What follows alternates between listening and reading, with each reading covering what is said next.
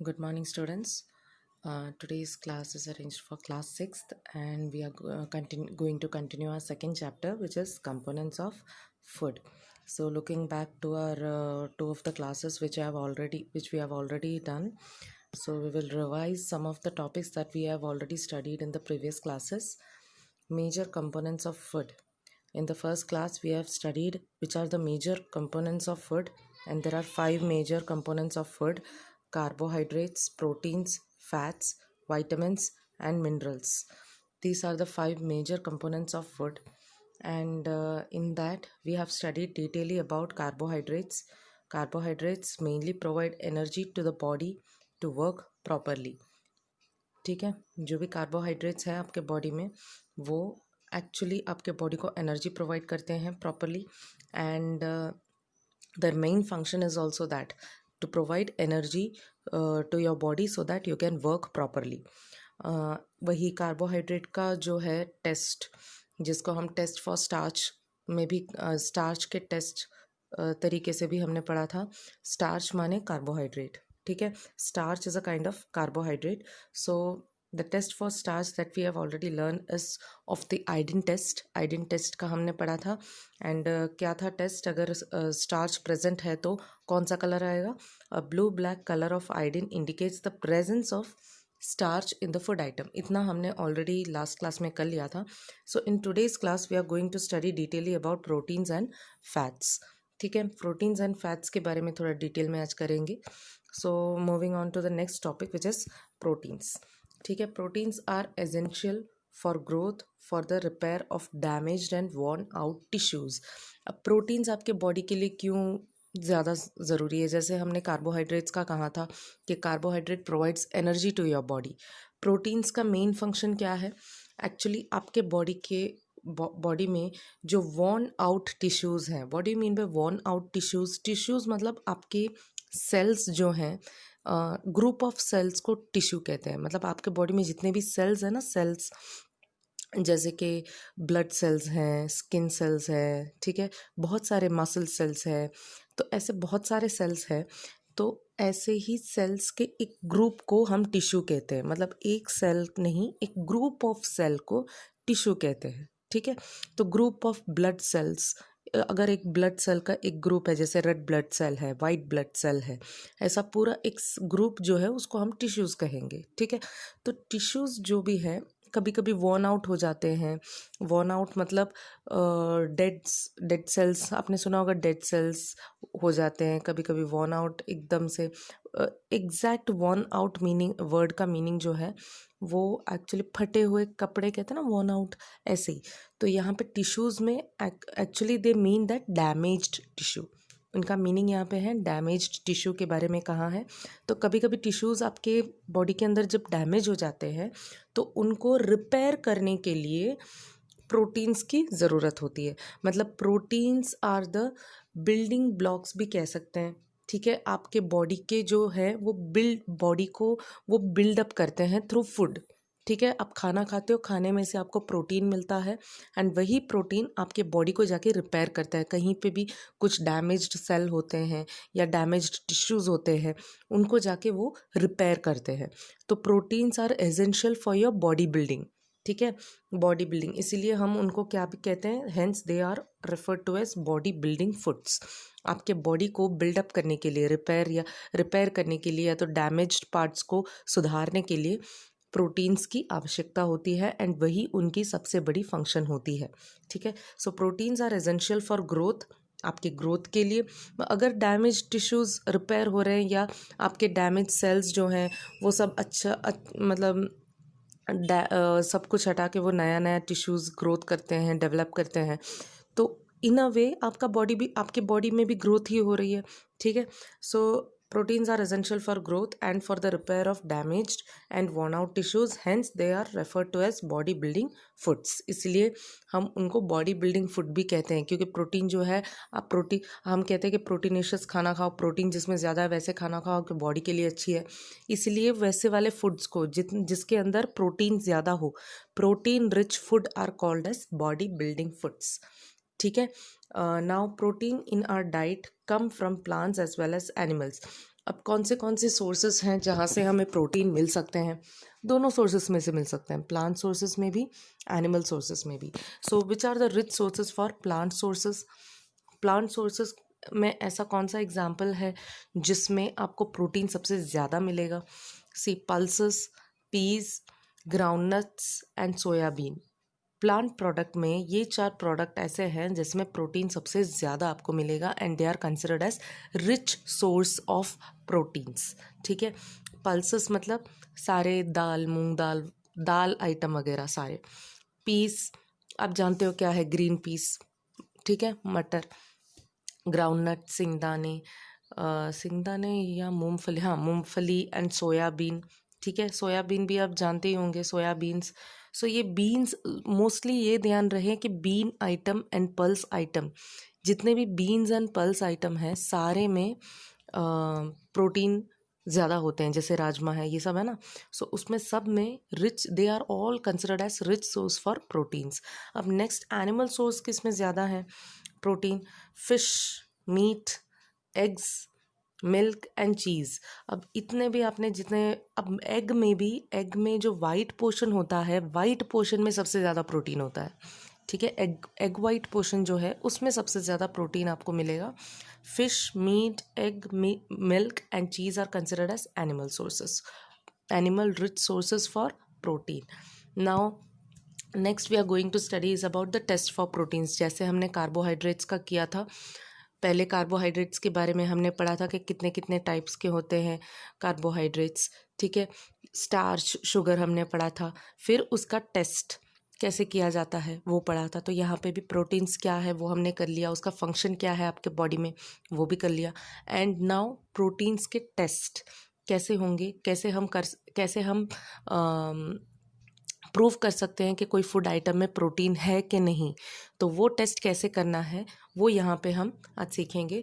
Test for proteins, तो उसका aim क्या होगा, what is the focus of this test?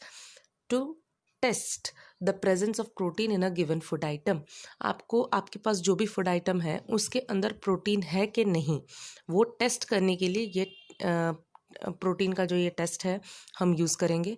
And उसका एम बेसिकली क्या होगा? To test the presence of protein in the given food item. So materials, इसके लिए जो भी रिक्वायरमेंट है, यहाँ पे मैंने एक और स्टेप भी डाला है, मटेरियल्स रिक्वायर्ड, क्योंकि यहाँ पे एक से ज़्यादा केमिकल्स की रिक्वायरमेंट है, जो शायद आपने पहली बार सुना होगा या तो सुना होगा बट उसके बाद बारे में पढ़ा अभी थोड़ा डिटेल में, अब ज़्यादा से ज़्यादा अभी तो 6 स्टैंडर्ड में नहीं है उतना डिटेल में, बट अभी से आपको नाम या तो उसका जो फिज़िकल प्रॉपर्टी है, दिखने में कैसा है, ये सब पता होना चाहिए। इसलिए मैंने यहाँ पे फ़ोटो रखा है ताकि आपको 7th में 8th में, अब देखना ये जो 6 स्टैंडर्ड में आप जो भी पढ़ोगे ये सभी कुछ 7th से लेके 10th तक इधर उधर साइंस में कोई भी चैप्टर में आपको दिख जाएगा। इसलिए अभी जो 6 स्टैंडर्ड में आप जो भी कर रहे हो वो उसका बेस आपको 10th स्टैंडर्ड तक लेके जाएगा। इसलिए जो भी कर रहे हो अच्छे से समझ के कर लेना, ठीक है। नाउ मटेरियल्स रिक्वायर्ड, या तो उसको कभी कभी अपैरेटस भी कहते हैं, ठीक है। फूड आइटम, जो भी फूड आपको टेस्ट करना है वो चाहिए। नाउ कॉपर सल्फेट सॉल्यूशन, ठीक है, कॉपर सल्फेट सॉल्यूशन की भी रिक्वायरमेंट है। कॉपर सल्फेट सॉल्यूशन क्या है, देखो ये ब्लू कलर का पाउडर यहाँ पे दिख रहा है ना, दैट इज कॉपर सल्फेट, ठीक है। कॉपर सल्फेट हमेशा यही ब्लू कलर के होते हैं एंड थोड़े चमकदार होते हैं, क्रिस्टल्स जैसे। आप अगर उसको, जैसे यहाँ पे एक ग्लास प्लेट में रखा है, लैब में हमेशा कोई भी केमिकल लेके ग्लास प्लेट में ही रखते हैं। ग्लास प्लेट में रख के आप थोड़ा बाहर सनलाइट में लेके जाओगे तो आपको दिखेगा कि वो थोड़ा चमक रहा है, ठीक है। Therefore we call it as crystals, इसलिए हम उनको क्रिस्टल्स कहते हैं। जैसे आपके घर में नमक होता है ना, सोडियम क्लोराइड, अगर आप नमक को थोड़ा लाइट में रख के देखोगे तो इधर उधर थोड़ा थोड़ा चमकेगा, ठीक है। Just like that copper sulphate भी क्रिस्टल्स होते हैं and they are blue in colour, ठीक है, जैसे आपको यहाँ पे दिखाई दे रहा है। तो आपको कॉपर सल्फेट का सॉल्यूशन लेना है। ये कॉपर सल्फेट पाउडर है, इसको सॉल्यूशन बनाना है। सॉल्यूशन कैसे बनाओगे, आप थोड़ा सा अमाउंट, 1 ग्राम या थोड़ा अमाउंट कॉपर सल्फेट लोगे, उसके साथ 10% ज़्यादा पानी मिक्स करोगे, ठीक है। पानी मिक्सअप करोगे तब जाके वो सॉल्यूशन बनेगा, ठीक है। पानी के साथ अगर आप पाउडर मिक्स करोगे, जस्ट लाइक ये समझ लो कि ये पाउडर अगर पानी के साथ आप मिक्स करोगे, कॉपर सल्फेट पानी के साथ मिक्स करोगे, तो पानी में जो सॉल्यूशन बन रहा है, कॉपर सल्फेट सॉल्यूशन जो बन रहा है पानी के साथ, उसका भी कलर सेम ही होगा, यही कलर का होगा। ठीक है, कॉपर सल्फेट सॉल्यूशन भी यही ब्लू कलर का होगा जैसे आप क्रिस्टल्स देख रहे हो। Now next is caustic soda solution. Caustic soda उसका दूसरा भी केमिकल नाम है which is called as sodium hydroxide. ठीक है, कॉस्टिक सोडा को सोडियम हाइड्रोक्साइड भी कहते हैं। जो यहाँ पे आप वाइट पाउडर देख रहे हो वही कॉस्टिक सोडा है। ठीक है, या तो सोडियम हाइड्रोक्साइड। सो ये भी पाउडर ही है, बट हमें टेस्ट के लिए सॉल्यूशन चाहिए। जैसे यहाँ पे आपने देखा था ये कॉपर सल्फेट है, बट सॉल्यूशन टेस्ट के लिए हमें कॉपर सल्फेट सॉल्यूशन चाहिए। उसी तरह ये भी पाउडर है, पाउडर्ड फॉर्म में है सोडियम हाइड्रोक्साइड, तो इसे हमें सॉल्यूशन फॉर्म में निकालना है, कॉस्टिक सोडा सॉल्यूशन। तो इसके लिए भी हमें थोड़ा कॉस्टिक सोडा लेके उसके अंदर पानी मिक्सअप करना है जिससे कॉस्टिक सोडा सॉल्यूशन बन जाए। ठीक है, सो ये दो केमिकल्स हमें रिक्वायरमेंट है प्रोटीन्स के टेस्ट के लिए। ठीक है, तो फूड आइटम लेना है आपको पहले, then you have to take copper sulphate solution, then caustic soda solution which is also called as sodium hydroxide solution. ठीक है, फिर ड्रॉपर लेना है। अगर दो दो सॉल्यूशंस है तो उसको निकालने के लिए डायरेक्टली आप हाथ से या स्पून से कुछ निकाल नहीं सकते। आपको पता है लैब में हमेशा केमिकल्स जो है वो ड्रॉपर से लिया जाता है, जो यहाँ पे मैंने दिया है। ठीक है, ये जो है this is called as dropper. Lab में ऐसे ही ड्रॉपर्स यूज़ होते हैं जिससे हम केमिकल्स को ले सकते हैं एंड ड्रॉप वाइज डाल सकते हैं। ठीक है, हमें ज़्यादा केमिकल कुछ सॉल्यूशन डालने की ज़रूरत नहीं है, सिर्फ ड्रॉप 2 to 10 ड्रॉप्स डालने हैं, तो गिन के हम ड्रॉप्स डाल सकते हैं थ्रू द ड्रॉपर। इसलिए ड्रॉपर लैब में हमेशा केमिकल्स हैंडल करने के लिए या तो ट्रांसफ़र एक टेस्ट ट्यूब से दूसरे टेस्ट ट्यूब में ट्रांसफ़र करने के लिए यूज़ होता है। Now next we require in this test we require is test tube. Test tube आप सबको पता होगा व्हाट इज़ टेस्ट ट्यूब, जैसे ये फिगर में दिखाई दे रहा है वही टेस्ट ट्यूब्स हैं। एंड जो अगर आप देखो यहाँ पे अच्छे से टेस्ट ट्यूब को होल्ड करके रखा है। ठीक है, तो that is called as test tube holder. ठीक है, तो कोई भी टेस्ट ट्यूब हाथ से नहीं पकड़ता। लैब में जब भी हम जाते हैं हाथ से कोई टेस्ट ट्यूब नहीं पकड़ेगा, उसको हम टेस्ट ट्यूब होल्डर से होल्ड करके रखते हैं। क्यों हाथ में नहीं पकड़ते टेस्ट ट्यूब? उसका रीज़न है क्योंकि जब भी आप कुछ केमिकल रिएक्शन करोगे तो कभी कभी कुछ रिएक्शन ऐसे होते हैं जो ज़्यादा गर्म हो जाते हैं। ठीक है, दो केमिकल्स मिक्स करने पर कभी कभी गर्म हो जाते हैं, या तो कभी कभी इतना ज़्यादा ठंडा हो जाता है, मतलब आपके हाथ में कभी कभी गर्मी लग सकती है, या तो हाथ में फ्यूम्स निकल सकते हैं उसके अंदर से। सो हमेशा क्या है, आपके हाथ से या आपके स्किन से थोड़ा दूर होना चाहिए टेस्ट ट्यूब, क्योंकि केमिकल्स हैंडल कर रहे हो, it is for the safety purpose. तो टेस्ट ट्यूब होल्डर से हम होल्ड करके पकड़ते हैं टेस्ट ट्यूब को, जैसे आप ये फिगर में देखते हो। तो ये सब अरेंजमेंट है ये टेस्ट का। ठीक है, टेस्ट फॉर प्रोटीन्स। अब ये प्रोटीन टेस्ट को हम यही सेम टेस्ट को हम दूसरे नाम से भी जाने जाते हैं, आपके टेक्स्ट बुक में दिया नहीं है, बट फिर भी आपके जस्ट नॉलेज के लिए मैं बता देती हूँ। This test is also called as biuret test. Biuret test, BIURET, biuret test भी हम कहते हैं प्रोटीन टेस्ट को। सेम ये जो टेस्ट हम डिस्कस कर रहे हैं, सेम टेस्ट को। ठीक है, तो यहाँ पे इतना आपको मटेरियल्स रिक्वायरमेंट जो भी है समझ में आ गया होगा। First is copper sulphate solution, next one is caustic soda solution जिसको हम सोडियम हाइड्रोक्साइड सॉल्यूशन भी कहते हैं, and we require a dropper and test tube. So अब देखते हैं प्रोसीजर क्या है, आपको करना क्या है। अब मटेरियल्स आपको पता चल गया क्या क्या मटेरियल्स यूज़ होने वाला है टेस्ट में। अब प्रोसीजर क्या करना है आपको, थोड़ा सा जो भी फूड आइटम आपको टेस्ट करना है कि उसके अंदर प्रोटीन है कि नहीं, वही फूड आइटम को आपको लेना है एंड वो फूड आइटम को क्रश करना है। क्रश मतलब क्रश इट, सॉलिड मटेरियल होगा, तो उसको मिक्सअप रिएक्शन के लिए, रिएक्शन अच्छे से स्मूथली हो इसलिए उसको हमें क्रश कर देना है। ठीक है, कोई भी फूड आइटम लेके उसको क्रश करने के बाद then put it in a test tube.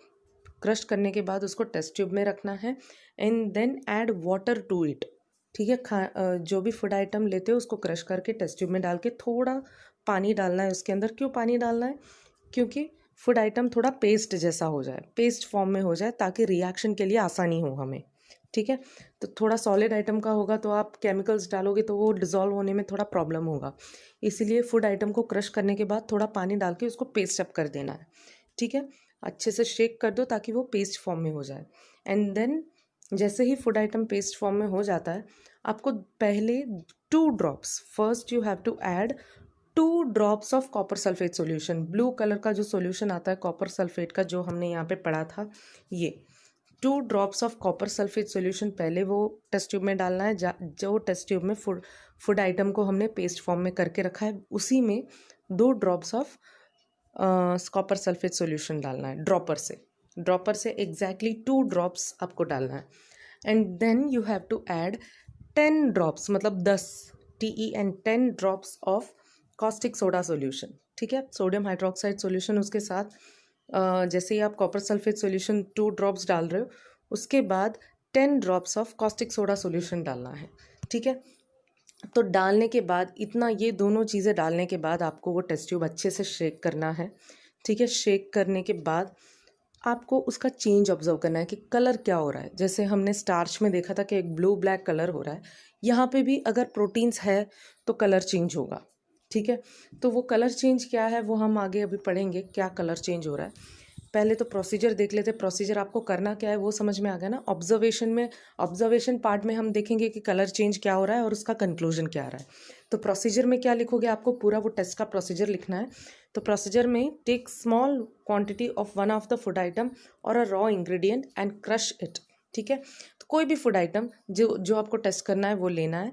And या तो रॉ इंग्रेडिएंट, मतलब डायरेक्टली रॉ, मतलब बिना कुक किया हुआ जो भी फूड आइटम है वो भी आप ले सकते हो। ठीक है, जैसे हमने प्लांट सोर्स में बताया था कि पीस जो हैं, ग्रीन पीस, वो पल्सेस जो हैं, ये सारे प्रोटीन रिच हैं। तो आप रॉ फूड मटेरियल भी ले सकते हो टेस्ट करने के लिए कि उसके अंदर प्रोटीन है कि नहीं। तो उसको अच्छे से क्रश करना है पहले। ये जो भी फूड आइटम आप ले रहे हो उसको क्रश करो, crush it and put this crushed powder in a test tube. Test tube में रखो, क्रश किया हुआ फूड आइटम सैम्पल आपको टेस्ट ट्यूब में रखना है। Add water to it and shake it properly to prepare a paste. Test tube में डालने के बाद आपको वाटर ऐड करना है ताकि वो फूड आइटम अच्छे से पेस्ट फॉर्म में हो जाए। ठीक है, now add 2 drops of copper sulphate solution and 10 drops of caustic soda solution to it with the help of a dropper से आपको 2 ड्रॉप्स कॉपर सल्फेट सॉल्यूशन जो ब्लू कलर का होगा and 10 drops of caustic soda solution जो पानी जैसा होगा, एकदम वाइट कलर का है, इसलिए कोई पर्टिकुलर कलर नहीं आएगा उसमें। So shake the test tube well and let it stand for few minutes. दोनों ऐड करने के बाद आपको टेस्ट ट्यूब अच्छे से वेलली शेक करना है and let it stand. Shake करने के बाद उसको थोड़ी देर तक ऐसे ही बिना हिलाए स्टैंडिंग टेस्ट ट्यूब स्टैंडर है लैब में, जिसमें हम टेस्ट ट्यूब खड़ा एकदम खड़ा कर सकते हैं। जैसे आप पेन होते हैं ना, पेन होल्डर्स होते हैं ना टेबल में, ऐसे ही हम टेस्ट ट्यूब को सीधे रख सकते हैं विदाउट एनी मूवमेंट, तो ताकि वो सेटल हो जाए अच्छे से। ठीक है, जो भी हमने शेक किया है तो उसके अंदर जितने भी मटेरियल जो शेक्ड है तो वो थोड़ी देर तक बिना हिलाए आपको रखना होगा ताकि उसके अंदर कोई चेंजेस आ रहे हैं कि नहीं वो देखने के लिए। So check the colour of the solution. सारे प्रोसीजर के बाद आपको कलर चेंज कुछ हो रहा है कि नहीं वो चेक करना है। And test all the food items in a similar manner.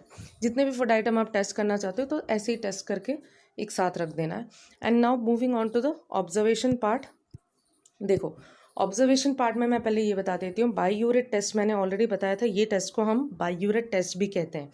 तो अगर ऐसा कलर आ रहा है जैसे बिल्कुल भी कॉपर सल्फेट का है, कॉपर सल्फेट का ब्लू कलर जैसा कलर चेंज हो रहा है, देन उसके अंदर प्रोटीन नहीं है, then it is considered as negative for protein, मतलब वो फूड आइटम के अंदर प्रोटीन नहीं है। और अगर वायलेट कलर हो रहा है या तो डीप पर्पल कलर हो रहा है टेस्ट ट्यूब के अंदर, जैसे आपने पूरा प्रोसीजर किया, तो फाइनल रिजल्ट में अगर डीप पर्पल कलर आ रहा है और डीप वायलेट कलर आ रहा है, then it is considered as positive, मतलब वो फूड में प्रोटीन सोर्स है। ठीक है, so this is the final result. तो आपने जो अभी फूड आइटम लिया था उसका पूरा टेस्ट किया, तो उसके ऑब्जर्वेशन में आपको क्या मिलेगा, द सॉल्यूशन टर्न्स, अगर आपने प्रोटीन रिच फूड आइटम लिया है जैसे कि एग का वाइट पोर्शन है या तो दाल है, मूंग दाल है, ये सब लिया है, तो आपको फाइनल रिजल्ट क्या मिलेगा, the solution will turn violet, मतलब उसके अंदर प्रोटीन है। The solution will turn violet when added to milk. Milk protein rich है, मिल्क में डालोगे तब भी ये कलर होगा। ग्राउंडनट मूंगफली, boiled egg, white portion and cooked dal. ठीक है, तो ये सब जो है वो सारे प्रोटीन रिच मटेरियल हैं। तो उसके अंदर आप बायोयूरेट टेस्ट करोगे, टेस्ट फॉर प्रोटीन करोगे, तो आपको वायलेट कलर मिलेगा लास्ट में। और जो भी आइटम है जिसके अंदर प्रोटीन्स नहीं होते हैं तो आपको एक ब्लू कलर का सॉल्यूशन मिलेगा। ठीक है, so conclusion, what will be the conclusion? A violet colour indicates the presence of protein in milk.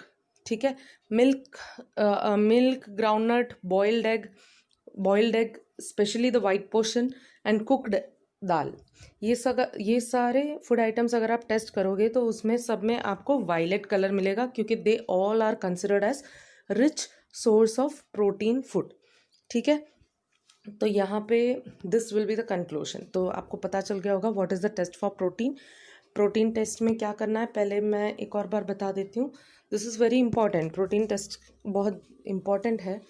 आपको दोनों केमिकल्स के नाम याद रखने हैं। जो ब्लू कलर का जो केमिकल हम यूज़ करते हैं that is copper sulphate solution, जो कि क्रिस्टल्स फॉर्म में है। ठीक है, एंड उसको हमें सॉल्यूशन में बनाना है, उनको हमें सॉल्यूशन में कन्वर्ट करना है। कॉपर सल्फेट को, ये जो कॉपर सल्फेट है इसको सॉल्यूशन में कन्वर्ट करना है। सॉल्यूशन में कन्वर्ट करने के लिए थोड़ा उसको लेके उसके अंदर पानी मिक्सअप कर दो, अच्छे से शेक कर दो, तब वो कॉपर सल्फेट सॉल्यूशन हो जाएगा। ठीक है, एंड कॉस्टिक सोडा का भी हमें सॉल्यूशन लेना है। उसको भी सॉल्यूशन प्रिपेयर करने के लिए क्या करना है, थोड़ा सा कॉस्टिक सोडा लेके, कॉस्टिक सोडा को हम दूसरे भी क्या के दूसरा नाम क्या है, केमिकल नाम क्या है कॉस्टिक सोडा का? It is sodium hydroxide. ठीक है, सोडियम हाइड्रोक्साइड जो है उसमें थोड़ा सा पानी मिक्स करोगे तब भी वो सॉल्यूशन, अच्छे से शेक करने के बाद वो भी एक सॉल्यूशन बन जाएगा, कॉस्टिक सोडा सॉल्यूशन। ठीक है, तो दोनों केमिकल्स ड्रॉप वाइज ऐड करना है। कॉपर सल्फेट सॉल्यूशन जो है वो फूड आइटम में आपको 2 ड्रॉप ऐड करना है, एंड उसके बाद कॉस्टिक सोडा सॉल्यूशन जो है वो 10 ड्रॉप्स ऐड करना है। ठीक है, सो अगर एक वायलेट कलर में चेंज हो रहा है जो सैम्पल है, if the colour is changing towards violet, then it is considered as positive for proteins, मतलब उसके अंदर प्रोटीन है। अगर ब्लू में कन्वर्ट हो रहा है just like copper sulphate solution का कलर जैसा हो रहा है, that means it is negative, उसके अंदर प्रोटीन नहीं है। ठीक है, so test for protein is sometimes also called as, क्या उसको कहते हैं, बायोयूरेट टेस्ट भी कहते हैं। ठीक है, so this was all about proteins. Now moving on to fats. Third जो मेजर कंपोनेंट है आपके बॉडी के अंदर दैट इज फैट्स। ठीक है, जो चर्बी कहते हैं ना, चर्बी, वही। अब उसमें जो है फैट्स में अच्छे वाले फैट्स भी होते हैं, आप जो आपके बॉडी को गुड पॉजिटिव में लेके पॉजिटिव तरफ जाता है, और नेगेटिव तरह के फैट्स भी होते हैं। ठीक है, वो बहुत अलग है, वो आप हायर क्लास में, अगर फैट्स के डिटेल में वो हायर क्लास में पढ़ोगे। अभी जस्ट इतना पता करना है कि फंक्शन क्या है, फैट्स का फंक्शन क्या है आपके बॉडी के अंदर, वो लर्न करना है। ठीक है, so main function is just like carbohydrate, fats also provide energy to our body. जैसे कार्बोहाइड्रेट हमारे बॉडी को एनर्जी देती है, वैसे ही फैट का भी मेन फंक्शन क्या है, आपके बॉडी में एनर्जी सप्लाई करना। बट इसमें एक फ़र्क है कार्बोहाइड्रेट से, कि इसका मेन है कि during the time of emergency, मतलब आपके बॉडी में जब एमरजेंसी हो, एनर्जी की सबसे ज़्यादा रिक्वायरमेंट हो और कार्बोहाइड्रेट की कमी हो, तब जाके फैट्स एनर्जी प्रोवाइड करता है। मतलब our body stores fat and uses it as a source of energy during the time of emergency. ठीक है, जब एमरजेंसी अर्जेंटली रिक्वायरमेंट हो एनर्जी की, तब जाके फैट एनर्जी प्रोवाइड करता है। ठीक है, सो फैट्स जो है सिमिलर फंक्शन है कार्बोहाइड्रेट्स के जैसे ही। फैट्स जो है हमारे बॉडी को एनर्जी देती है, fats provide energy to our body stores fats and uses it as a source of energy during the time of emergency. ठीक है, जब भी एकदम अर्जेंसी हो, अर्जेंट टाइम हो, मतलब आपके बॉडी में सबसे ज़्यादा रिक्वायरमेंट हो एंड बिल्कुल भी एनर्जी की कमी हो जाए, तब जाके फैट्स जो है आपके बॉडी को एनर्जी प्रोवाइड करती है।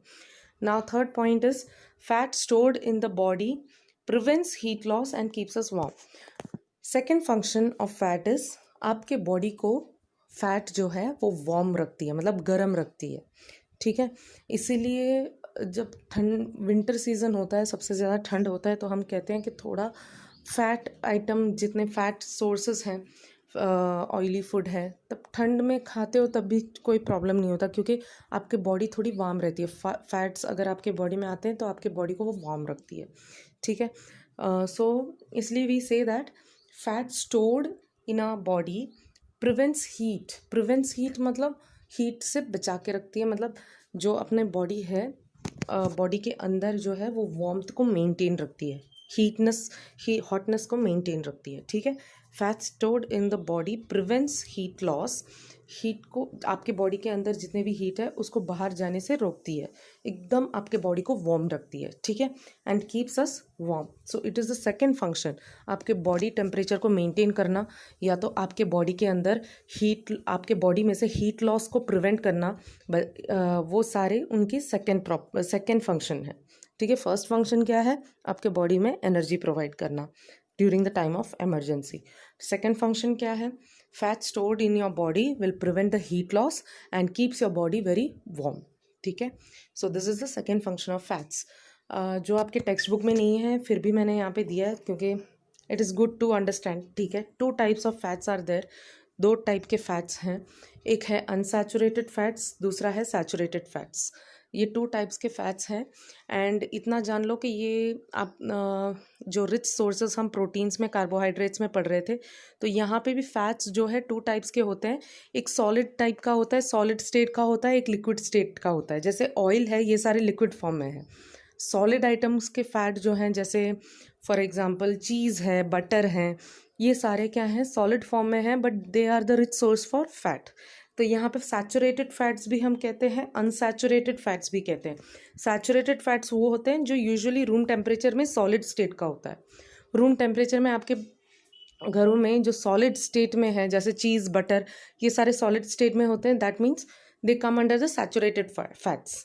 अनसैचुरेटेड फैट्स ऑयल है, कुकिंग ऑयल है, ठीक है, वेजिटेबल ऑयल, ये सारे जितने भी जो लिक्विड टाइप के हैं, वो मटेरियल्स जो रूम टेम्परेचर में लिक्विड टाइप के हैं, उनको हम अनसैचुरेटेड फैट्स में गिनती करते हैं, ठीक है। There are 2 types of fats which is saturated and unsaturated fats.